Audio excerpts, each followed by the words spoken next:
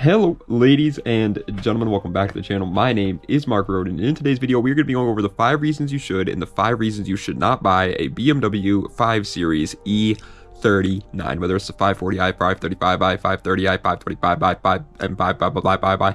Any one of them, it doesn't matter as long as it's the E39 chassis. That's what we're going to be doing on the 5 reasons you should and 5 reasons you shouldn't. The way these videos work, in case you're new here, is I go over 1 reason you should, 1 reason you shouldn't, 1 reason you should, 1 reason you shouldn't, until we get to 10 total, 5 of each. And at the end of the video, I tell you my final thoughts on the car and whether or not I think you should buy it.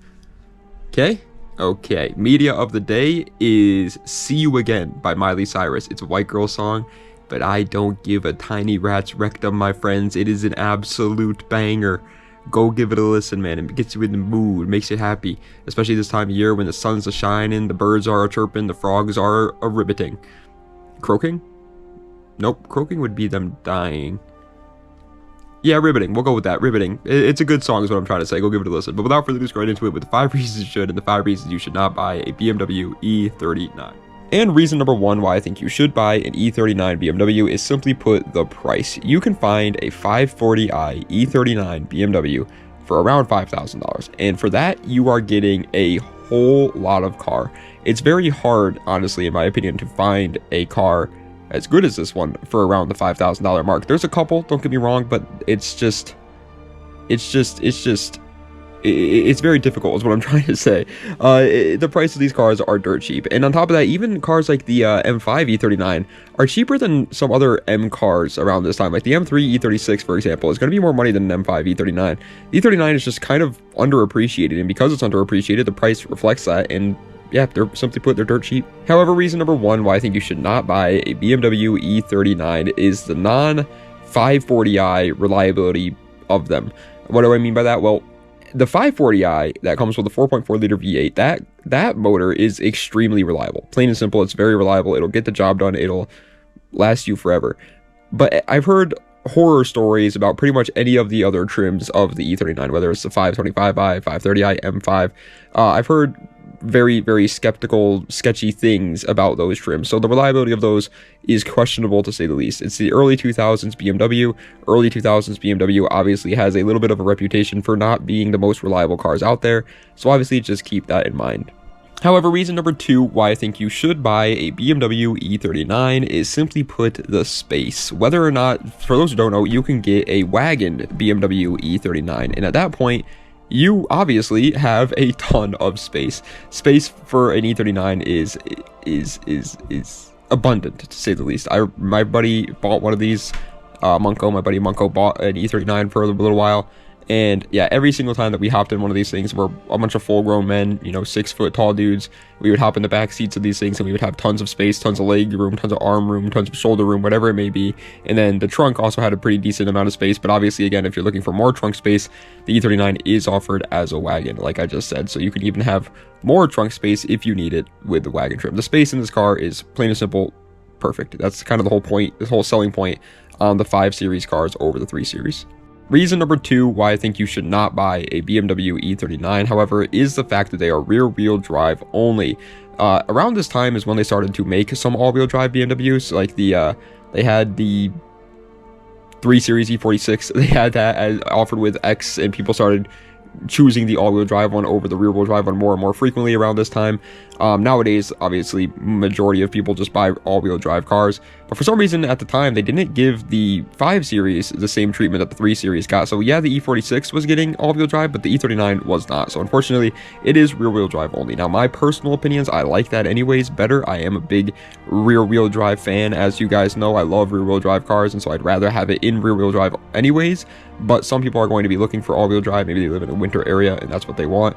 And unfortunately with the E39, that's not a possibility. Yeah, we talked about this one earlier, but reason number 3 why I think you should buy a BMW E39 is the 540i reliability. Again, we talked about this earlier when talking about the non-540i's reliability, but yeah, the reason why you shouldn't buy an E39 is also kind of a reason why you should buy it, because again, if you're looking for a 540i specifically, then the reliability is absolutely going to be incredible. These cars, there's tons of forums, tons of reviews out there of people that have owned 540i E39s saying that the reliability of the car was extremely surprising, to say the least, because you don't think it's going to be that reliable. I mean, it's an early 2000s BMW. They already have a bad reputation for reliability.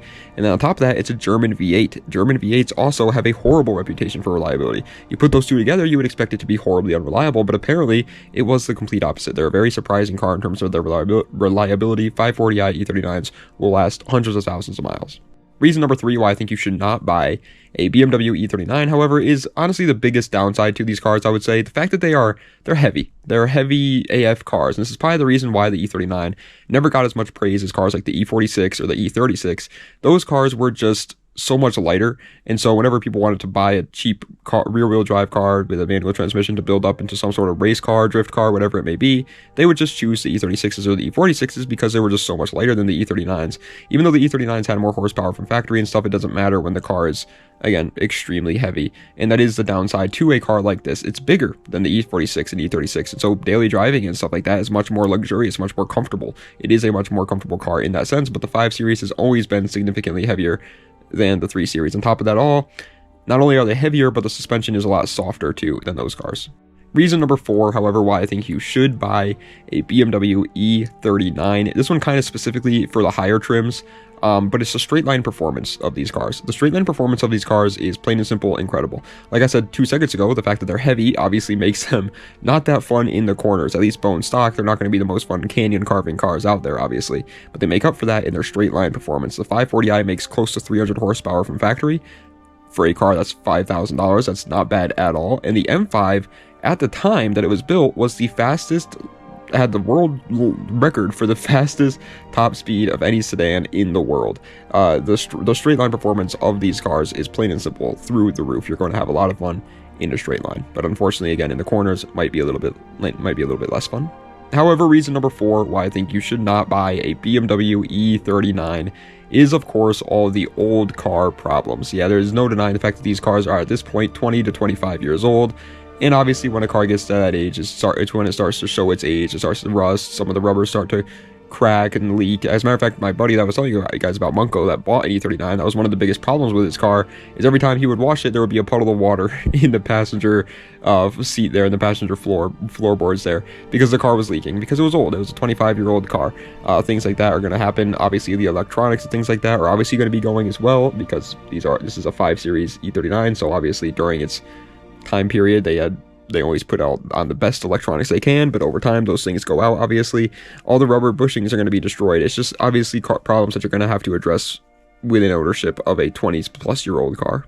However, reason number 5, and the final reason why I think you should buy a BMW E39 in today's video, is the fact that they are comfortable and luxurious. It's kind of like a combo here, a 2-piece combo, whether with comfortability and luxury, because it obviously nails it on both aspects. That's the whole selling point on German cars in general, is that they're much more comfortable than average cars. They have much more better creature comforts, and they're much more luxurious and stuff like that. And the 5 Series is no slouch for that. Even cars like the 3 Series, the base model 3 Series or 2 Series or 1 Series, has more creature comforts and luxury than their competition, their Japanese competitors, I guess you could say. But the 5 Series is even more comfortable, more luxurious than those cars. So even though it's outdated, it's still going to be an extremely comfortable car to own. However, reason number 5, and the final reason for today's video on why I think you should not buy a BMW E39, is the fact that they are not easy to work on, and the parts are pretty expensive. This is obviously the biggest downside to German cars for an American, is obviously the fact that parts for them are not everywhere. It's not like a Japanese car. It's not like an American car for us. We don't have parts laying around for BMWs all over the place. And on top of that, when you finally do get your hands on the parts, there's a good chance you might need some sort of special tools to even get the part off in the first place. So it's not easy to work on either. On top of all of that, they're over-engineered to crap. So you got 700 different wires and different things covering up the thing that you might need to replace. Ask anybody that's ever worked on a German car before, they're going to tell you it's a headache, and unfortunately it's the same thing with a BMW E39. Is it as bad as a modern BMW? Obviously not, but it's still going to be a pain. So my final thoughts though, do I think that you should buy a BMW E39? Well, I think they're a great daily or project for a car guy, but for a normal person, somebody that doesn't really care about cars, doesn't really care about how fun they are or how cool they are, or you just want to get from point A to point B and that's all you care about. I would just 100% just stay away from them. There's just too much headache. They're too much of a headache. There's too much hard maintenance. And again, for car guys, that makes a little bit of sense because it pays off with the fun aspect of the car and the nice aspect and having a car that's somewhat cool. But for you who doesn't care about that stuff, then what's the point? If you do plan on modifying it though, just get ready to have to shed some weight and do some serious suspension work, because like I said, these cars are pretty heavy cars and they're more so meant for the luxury side of it rather than the performance side of it. So if you do plan on modding it and turning it into some sort of project, it can be done. There have been plenty of E39s that have done that, but just keep in mind that, again, you're going to have to shed some weight and, again, serious suspension work. You're going to have to change a lot on this car to get it up to par with something like an E46. But ladies and gentlemen, that is the end of today's video on the 5 reasons you should and the 5 reasons you should not buy a BMW 5 Series E39. I hope you guys enjoyed. If you did, please be sure to like, comment, and subscribe to the channel for more content just like this. Let me know what other videos I'd see in the comment section down below. Check the links in the description for any of my other social medias or any of my other YouTube channels or any of that great mumbo jumbo. And thank you guys so much for watching. The next 5 reasons you should and 5 reasons you should not buy video is going to be on the Nissan 370Z, because I saw a comment of somebody asking me to do one of those videos on one of those cars. So if anybody has any cars you'd like to see me do a 5 reasons you should and 5 reasons you should not buy video on, that's the best way of getting it out there, man, is by the comments. Same with the good, bad, and uglies. I always go off of recommendations, obviously, with these 2 video ideas. So yeah, comment recommendations are always the best way to get it. But anyways, tomorrow's video is probably going to be ranking all the Corvette generations from worst to best, C1 through C8. And I'm going to do the C1 pre-facelift and the C1 facelift as separate cars, because I feel like they're so different. The C1 Corvette pre-facelift looks completely different from the C1 Corvette facelift, so I'm gonna rank them separately. So it's gonna be 9 total, even though there's technically only 8 generations of the Corvette. But we'll do that tomorrow, and then after that, don't know, couldn't tell you. Let me know what you guys want to see. Thank you guys so much for watching, though. I appreciate it. Das Vidania, and have a nice night.